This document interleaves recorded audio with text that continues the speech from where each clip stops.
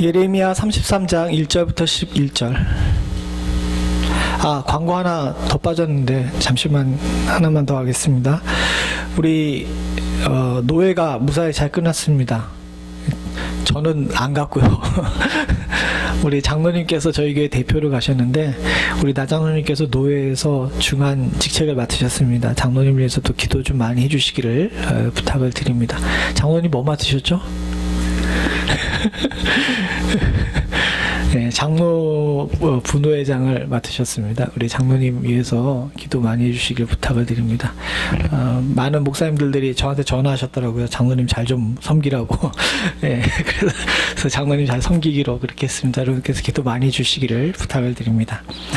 한 절씩 기도하겠습니다. 먼저 1절 제가 봅니다. 예레미야가 아직 시위대 뜰에 갇혔을 때에 여호와의 말씀이 그에게 다시 임하니라. 가라사대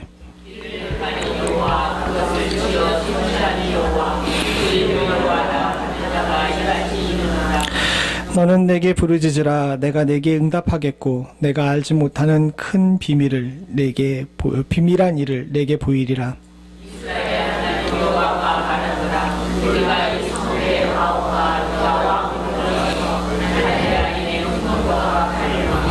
싸우려 하였으나 내가 나의 노와 분함으로 그들을 죽이고 그 시체로 이 성에 채우게 하였나니 이는 그들의 모든 악을 인하여 나의 얼굴을 가리워 이 성을 돌아보지 아니하였음이니라.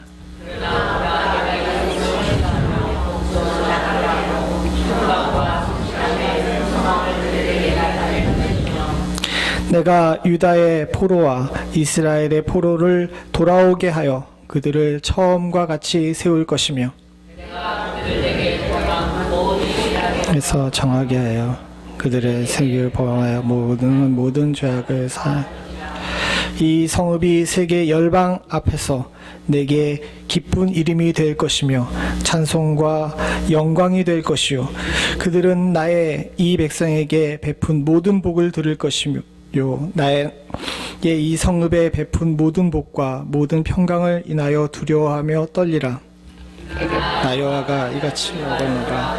너희가 가리켜 말하기를 황폐하여 사람도 없고 짐승도 없다 하거든 이익이 곧 황폐하여 사람도 없고 짐승도 없고 주민도 없고 능나라 성과 예루살렘 거리에서 즐거워하는 소리 기뻐하는 소리 신랑의 소리 신부의 소리와 및 만군의 여호와께 감사하라. 여호와는 선하시니 그 인자하심이 영원하다 하는 소리와 여호와의 집에 감사제를 드리는 자의 소리가 다시 들리리니 이는 내가 이 땅에 포로로 돌아와서 처음과 같이 되게 할 것임이니라. 여호와의 말이니라. 아멘. 주의 귀한 교회가 주의 은혜 가운데 25년 동안 이 귀한 자리를 지켰습니다. 그리고 이 교회를 지나간 많은 성도들이 주의 교회를 통하여서 하나님과 더욱더 가까워지고 또 주의 말씀 가운데 복음의 능력 가운데 거하며 살고 계시는 줄로 믿습니다. 그러나 이렇게 좋은 일도 있었지만 안 좋은 일도 있었죠. 주의 교회 가운데 낙심하여서 주께로부터 멀어진 자들도 분명히 있습니다. 참 안타깝게도 지상에 있는 교회는 연약하기 때문에 우리 교회만 그런 것이 아니라 많은 교회와 성도들이 또 목회자들이 주 안에서 날마다 성장하는 것이 아니라 처음 믿었던 그 상태를 그대로 유지하시는 분 또는 더 안 좋아지시는 분도 있고 심지어는 낙심하여 떠나는 자들도 있음을 주께서 여러분들께서도 잘 아시는 줄로 믿습니다. 주님 앞에 우리가 항상 기억해야 될 것은 교회도 성도도 매일매일 진보하며 앞으로 나아갈 줄 아는 용기와 힘이 있어야 된다는 것입니다. 이것은 누가 대신해 줄 수 있는 것이 아닙니다. 좋은 목회자를 만나서 은혜 가운데 그와 같은 길을 걸어갔다라고 이야기하시는 분들도 계시지만 아무리 목회자가 좋아도 그와 같은 일을 대신해 주거나 등 떠밀어 줄 수는 없습니다. 그 길은 모두 다 각자 개인의 길이고 하나님과 나 사이의 길입니다. 옆에서 도와줄 수 있는 사람들은 있지만 그 도움이 결정적일 수는 없다는 사실을 여러분들과 제가 잘 알아야 됩니다. 이 일은 나의 일입니다. 그리고 하나님께서 주신 언약과 약속은 다른 사람에게 준 것이 아니라 나에게 주신 것인 줄로 믿습니다. 주의 교회가 앞으로, 또 주의 성도들이 앞으로 꼭 해야 될 일은 바로 나에게 주어진 이 언약을 주의 은혜 가운데 성취해서 구원의 역사를 나의 역사 가운데, 나의 삶 가운데 이루는 것인 줄로 믿습니다. 저와 여러분들이 이것을 잃지 않아야 될 줄로 믿습니다. 앞으로도 많은 환난들이 우리 가운데 있을 겁니다. 교회에서 있는 환난도 있고, 세상의 환난도 있고, 과정의 환난도 있습니다. 사랑하는 성도님들, 그때마다 우리가 반드시 기억해야 될 것은 나는 하나님께 약속을 받은 자이고 이 약속을 반드시 이룰 하나님께서 나와 함께 하시며 나는 이 약속을 성취해야 될 언약의 백성이라는 사실을 잊지 않아야 된다는 것입니다. 이것이 우리가 이 혼란스러운 세상 가운데서 중심을 잃지 않을 수 있는 유일한 방법이고, 우리가 이 어려운 세상 가운데서 하나님을 향한 온전한 마음을 잃지 않을 수 있는 방법인 줄로 믿습니다. 오늘날 한국의 많은 교회들이 지금 힘듭니다. 질병으로 인하여서 교회 문을 닫고 방송으로 예배드리기 시작한 많은 교회들이 있습니다. 더 힘든 것은, 또 많은 성도들과 목회자들이 걱정하는 것은, 이와 같은 일로 인하여서 앞으로 복음의 문이 막힐까 걱정하는 사람들이 참 많이 있습니다. 한국에 있는 친구들이나 또 동생, 또 부모님에게 전화를 하게 되면 한결같이 하는 걱정이 바로 그 걱정입니다. 앞으로 교회에 복음의 문이 닫히면 어떻게 할까 심히 걱정된다는 것이죠. 그러나 한편으로는 사랑하는 성도님들, 이때가 우리에게 과연 무엇을 바라봐야 되는지, 또 앞으로 교회는 어떻게 살아야 되는지, 성도와 목회자는 무엇을 인하여 살아야 되는지에 대해서 다시 한번 생각할 수 있는 귀하고 복된 기회인 줄로 믿습니다. 우리는 그동안 참 많은 곳에 마음을 빼앗기며 이리저리 흔들리고 살았습니다. 마땅히 관심을 둬야 되고 잃지 않아야 되는 것에 관심과 생각을 두지 아니하고 도리어 엉뚱한 곳에 마음을 빼앗겼던 경우가 많이 있죠. 제가 한국에 있을 때, 지금은 두 분 다 돌아가셨지만, 오카노 목사님과 하영조 목사님 설교와 세미나를 듣게 되는 이 기회가 있었습니다. 오 목사님과는 가까운 곳에서 식사도 같이 했던 적이 있었는데, 그때 그 목사님께서 그런 얘기를 하시더라고요. 참 큰일이다.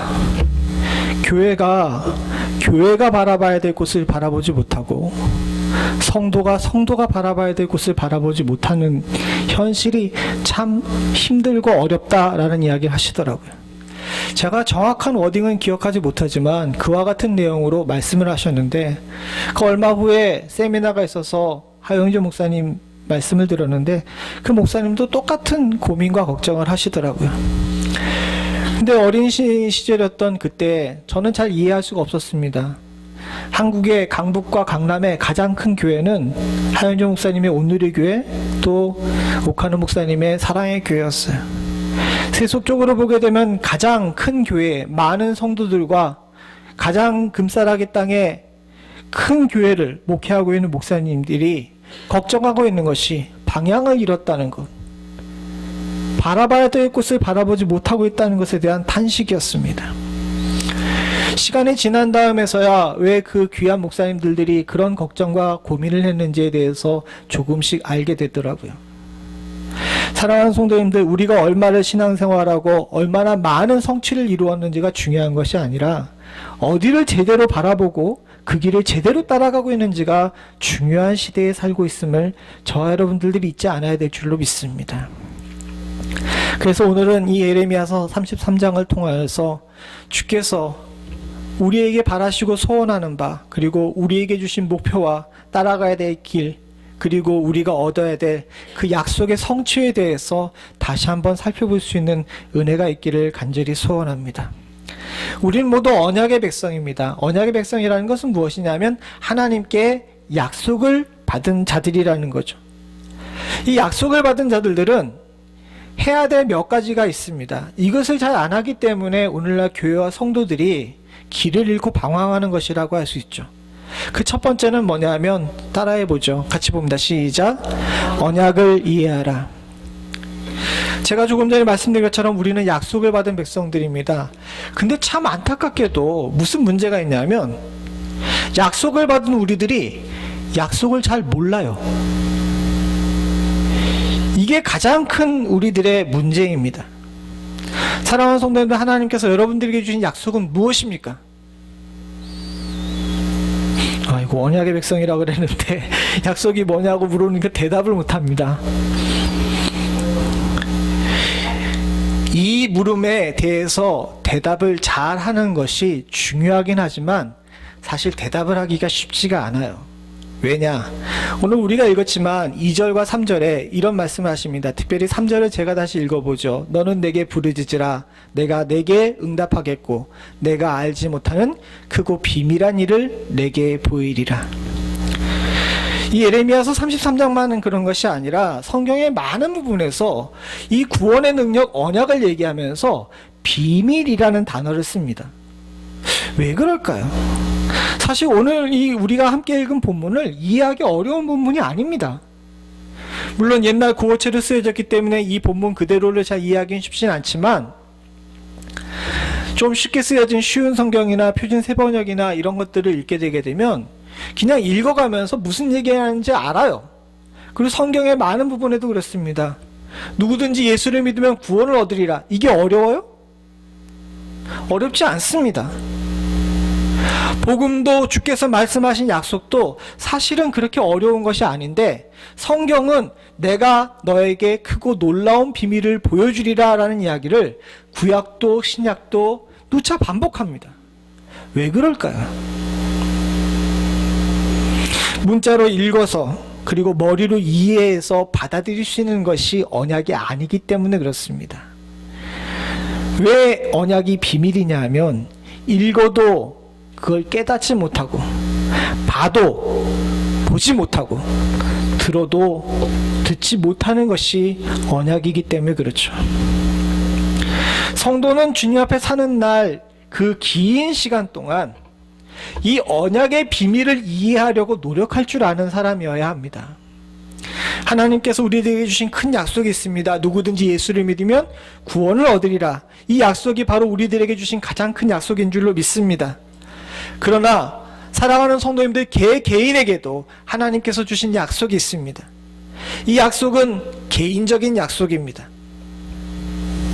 나에게 주신 약속이 있는데 그 약속에 대해서 사랑하는 성도님들과 제가 지속적으로 기도하며 주님께서 주신 언약을 이해하려고 노력하지 않는다면 그것은 계속 나는 모르는 비밀로 남을 수밖에 없어요.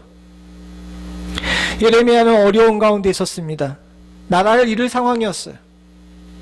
바벨론에 의해서 예루살렘 성이 망하게 될 상황입니다. 그에게 있어서는 이 문제가 현실적인 문제였습니다. 1절에 보면 알겠지만 아직 시위대들에 갇혔다. 즉 감옥 생활하고 있던 상황이었어요.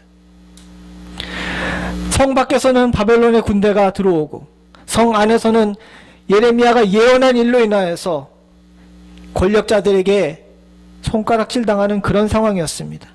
사면 초과의 상황이 희망 없는 이 상황 속에서 하나님께서 앞으로 내가 이스라엘을 구원하리라, 유다를 구원하리라 라는 약속이 예레미야에게는 쉽게 이해가 가는 약속이 아니죠.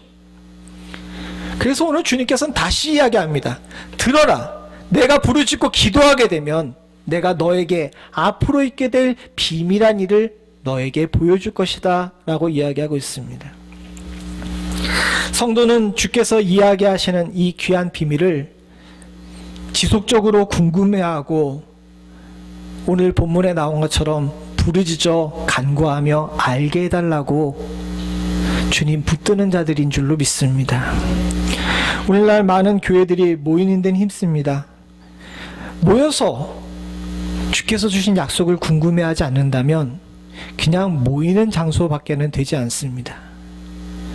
교회가 교회로서의 온전한 역할을 감당하고 성도가 성도로서 살려면 사랑하는 성도님들 모이는 것으로만 중요한 것이 아니라 모여서 하나님께서 우리들에게 주신 약속이 무엇인지 이것에 대해서 깊이 관심을 가지고 이것을 알려고 노력할 줄 아는 열심이 우리 가운데서 멈추지 말아야 될 줄로 믿습니다.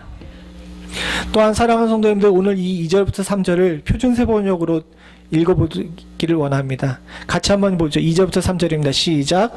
땅을 지으신 주, 나를 그것을 빚어서 제자리에 세우신 분에게서 나에게 말씀하셨다. 그 이름이 주이신 분께서 말씀하셨다. 내가 나를 부르면 내가 너에게 응답하겠고 내가 모르는 크고 놀라운 비밀을 너에게 알려주겠다. 우리 성경에는 성취라고 쓰여져 있는 것을 오늘 성경에는 그것을 빚어 제자리에 세우신 분이라고 이야기합니다.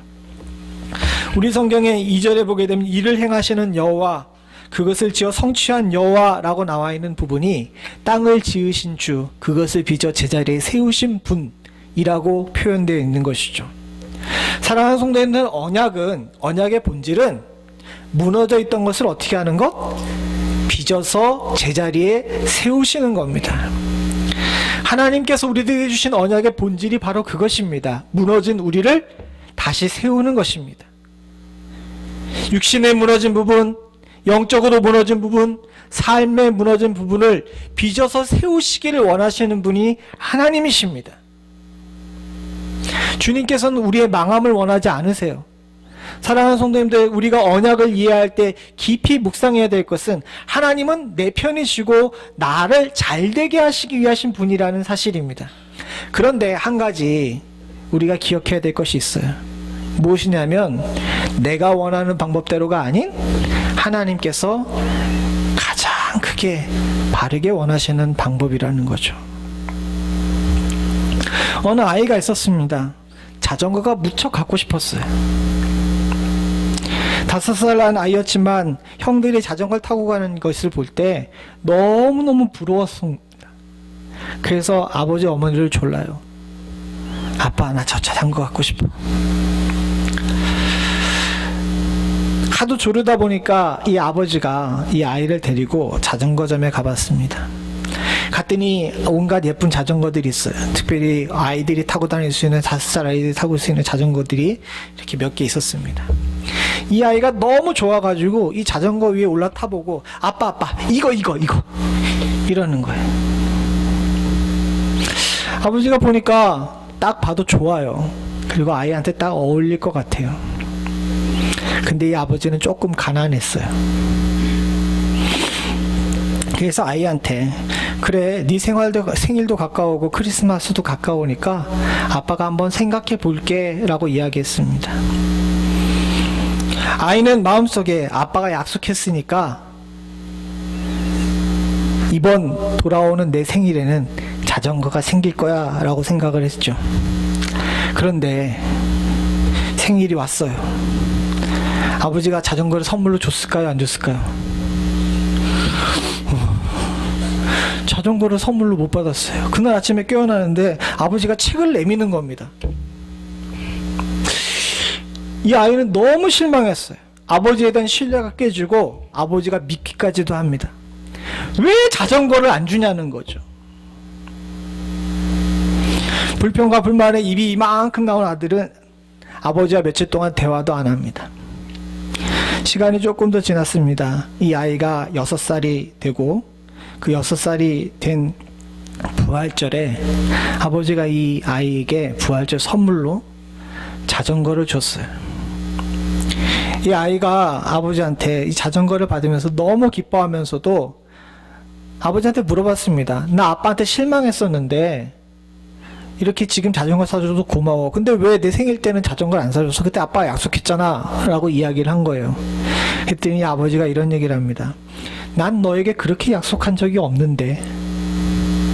잘 생각해 보십시오. 한번 생각해 볼게 라고 이야기했었는데 이 아이는 그것을 오해한 거예요. 그리고 자기 나름대로 자기의 기준으로 약속을 세워놓고 왜 안 들어주지? 라고 하면서 아버지에게 실망했다라고 이야기하죠. 더 놀라운 것은 무엇인지 아십니까? 이 아버지는 이 아이에게 6살 부활절 때 자전거를 사준 이유가 있었습니다. 5살 난 이 아들은 다른 아이들보다 키가 작았어요. 자전거를 사줘도 자전거 페달을 밟을 수 있을 만큼 다리가 길지 않았습니다. 시간이 조금 지난 다음에 이 아이가 조금 더 커서 5살짜리용 자전거지만 그 자전거의 페달에 발을 밟을 수 있을 만큼 키가 컸을 때 아버지가 그 자전거를 사준 겁니다. 사랑하는 성도님들, 우리도 마찬가지입니다. 우리는 우리 나름대로 하나님께서 나에게 이런 약속을 해주셨을 거야 라고 상상을 하면서 잘못된 기준을 세우고 내 기준에 안 맞으면 하나님을 불평하고 원망하며 난 당신에게 실망했어요 라고 이야기하는 경우가 많이 있죠. 그러나 사랑하는 성도님들, 누구보다도 우리를 잘 아시는 주님께서는 우리의 가장 필요하고 또 있어야 될 것들을 적절한 시기에 적절한 방법으로 주시는 분이신 줄로 믿습니다. 더군다나 많은 부분에서 성도들이 또 목회자들이 실망했다라고 하는 많은 부분에서 사실은 하나님께서 그렇게 약속하지 않으셨던 경우가 많다는 사실 또한 알아야 될 줄로 믿습니다. 목회자들이 하는 실수 중에 가장 큰 실수가 자신에게 주신 하나님의 약속을 잘못 이해하는 것이죠. 사랑하는 성도님들, 목회에 성공이 있습니까?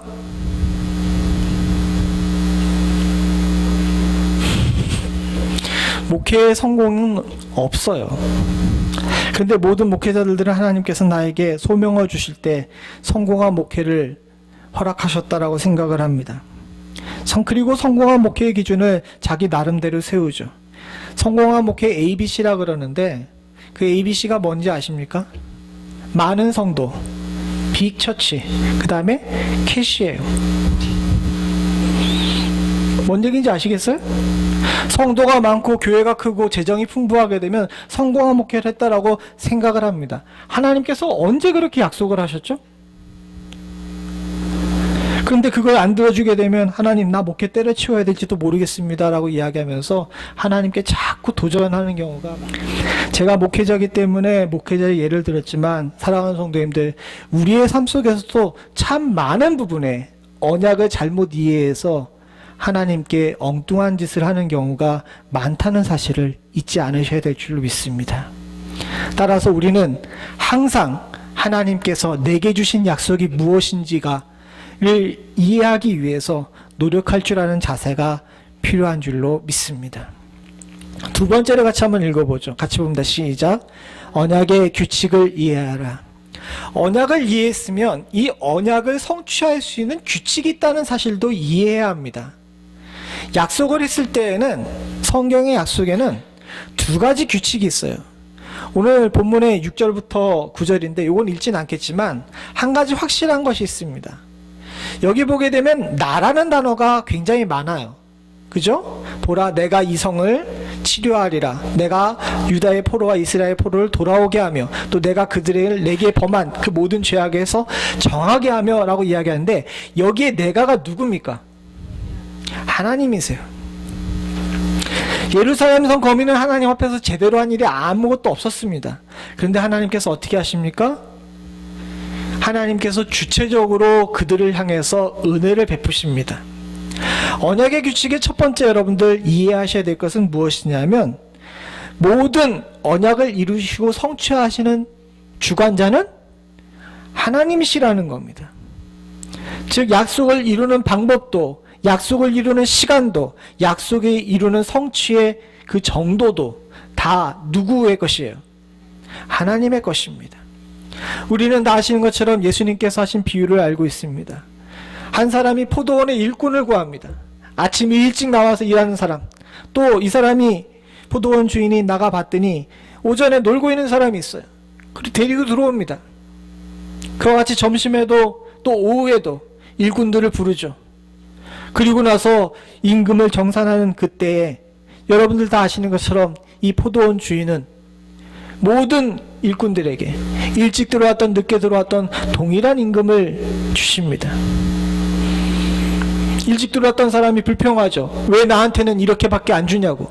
저 사람은 저렇게 받았는데 왜 나도 똑같이 받아야 되냐고 라고 이야기하죠. 그때 주님께서 포도원 주인이 뭐라 그러십니까? 내 소관이다.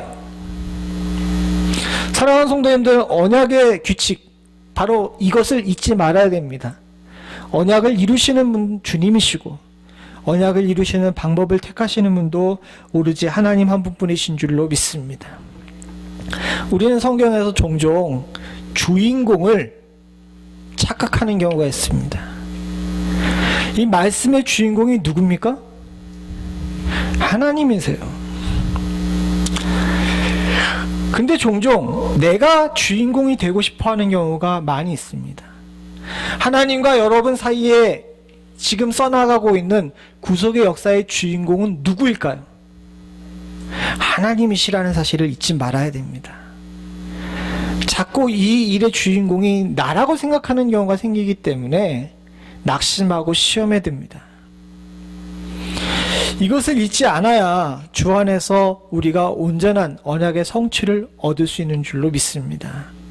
또 한 가지 여러분 기억해야 될 것이 있습니다. 역대하 7장 14절입니다. 같이 한번 읽어보죠. 시작.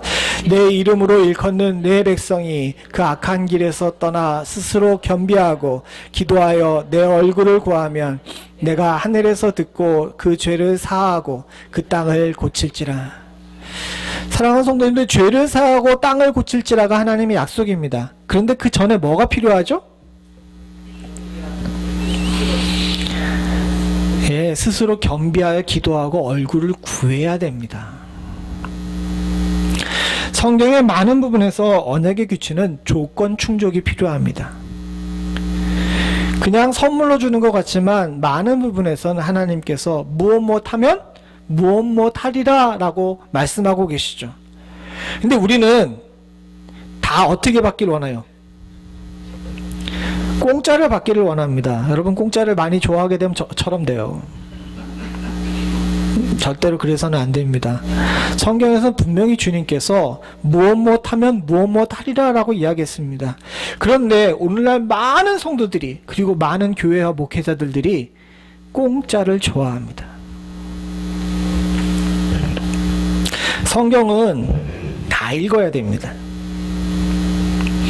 우린 절반만 읽어요. 특별히 어떤 부분만 있습니까? 그렇죠. 내가 듣고 싶은 것만 읽죠. 내가 듣고 싶은 것만 읽습니다. 하나님께서 이렇게 해주실 거다라는 이야기들만 듣습니다. 내가 해야 될 일에는 별로 관심이 없죠. 사랑하는 성도님들이 언약을 이루는 규칙에 대해서 우리들이 깊이 생각해 봐야 됩니다. 행위로 구원을 얻는 것은 아니지만 하나님께서는 우리들에게 하나님의 자녀로서 마땅히 해야 될 규범과 규칙에 대해서 이야기하셨어요.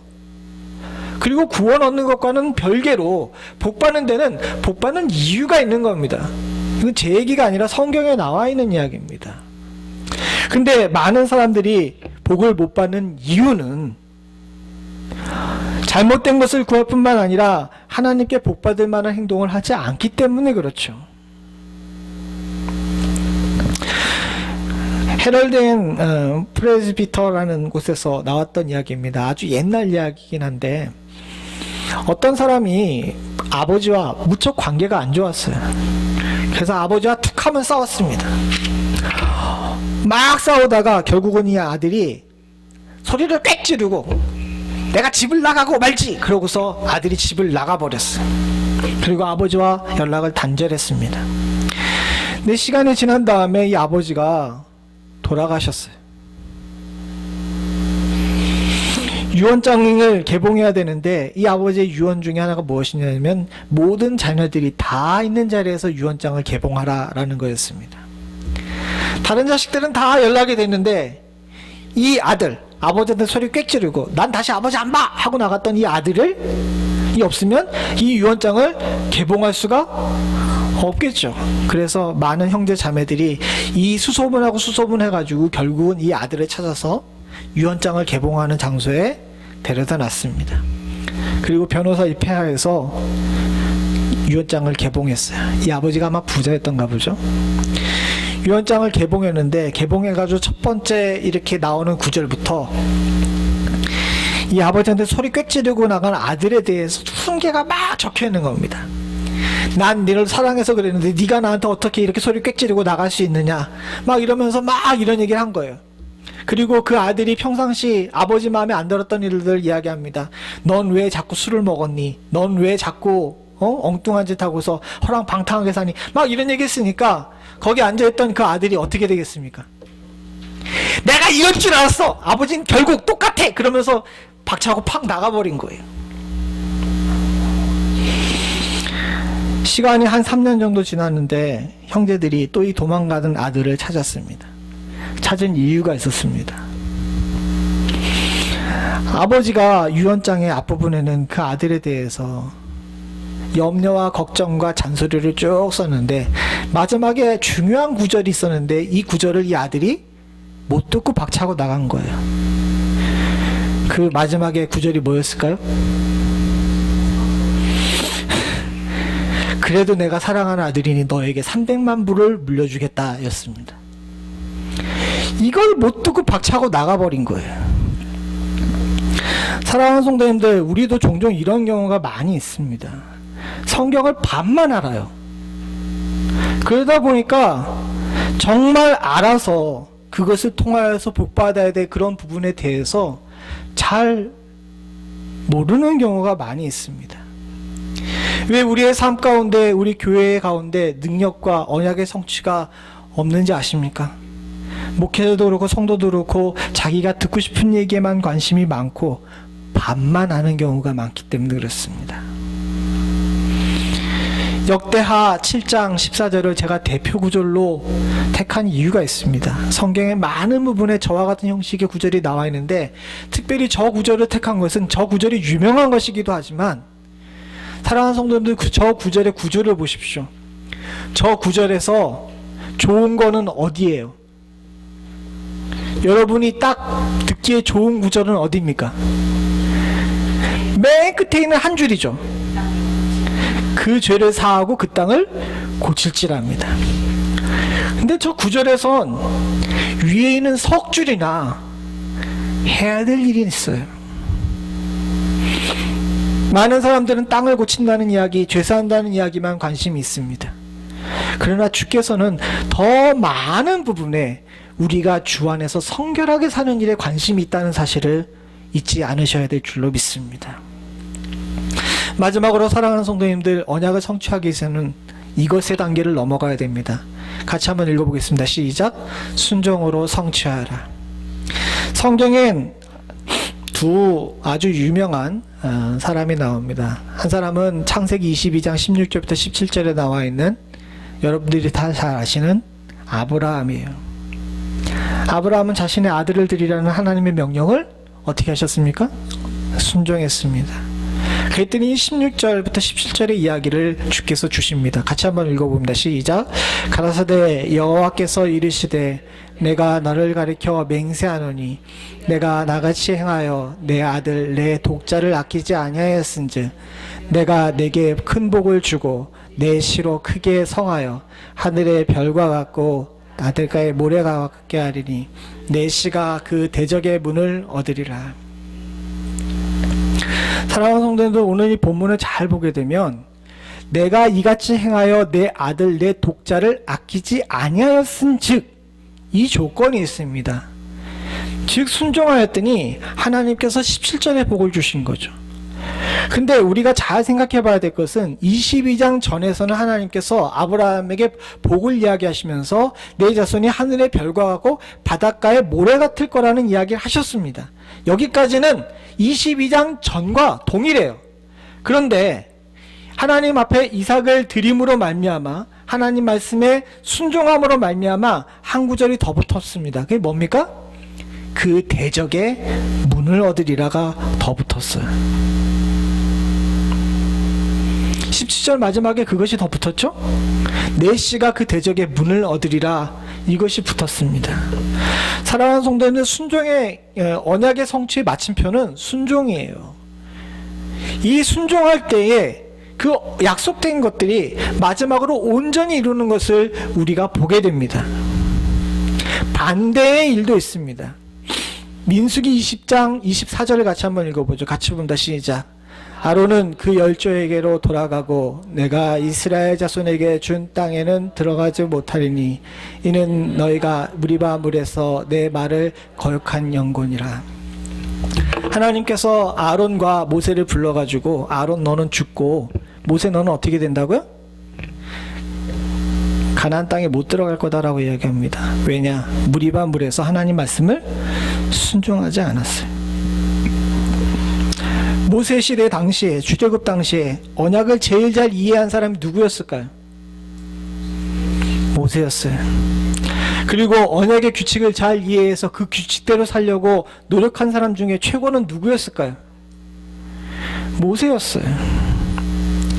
그런데 그가 하나님 앞에 순종하지 않았기 때문에 평생의 마음에 품고 평생에 성취하기를 소원했던 가나안 땅을 보기만 하고 들어가지는 못했습니다.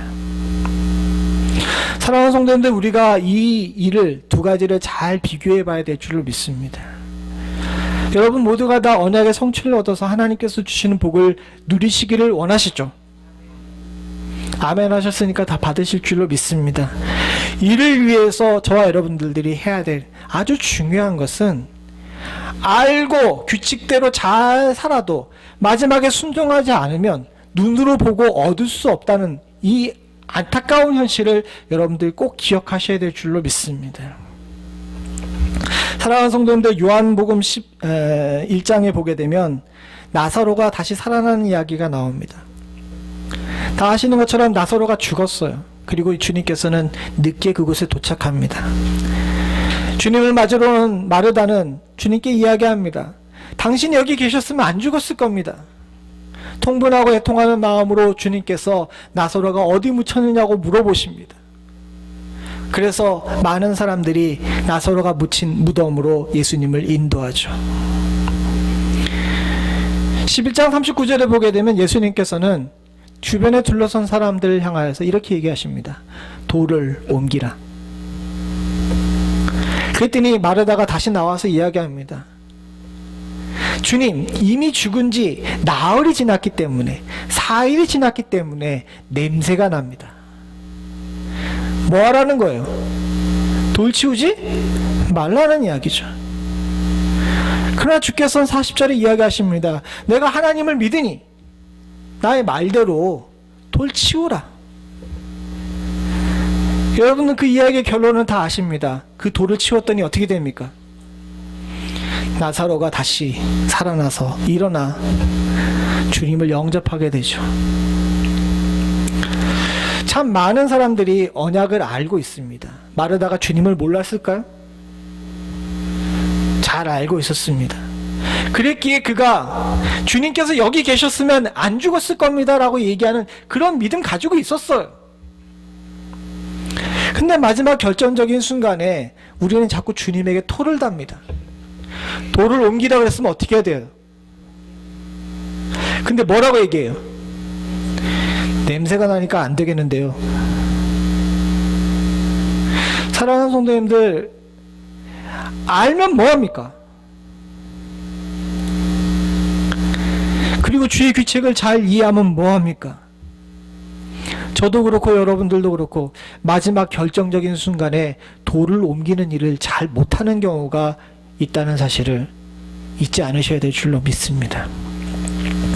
여러분들을 책망하는 말씀이 아닙니다. 저도 오늘 말씀을 준비하면서 깊이 하나님께 회개했습니다. 마지막 결정적인 순간에 꼬꾸라지는 서선여 목사를 봤기 때문에 그렇죠. 마지막 그 중요한 그 순간에 돌을 옮기라 명하는 그 명령이 합리적이지도 이해가 가지도 않았기 때문에 거부하는 경우가 참 많았습니다. 냄새가 나요. 썩었어요. 하나님, 이렇게 하게 되면 이렇게 돼서 이런 사람들이 안 좋아할 것 같은데요. 하나님, 이렇게 하게 되면 많은 사람들이 손가락질 할지도 모르는데요.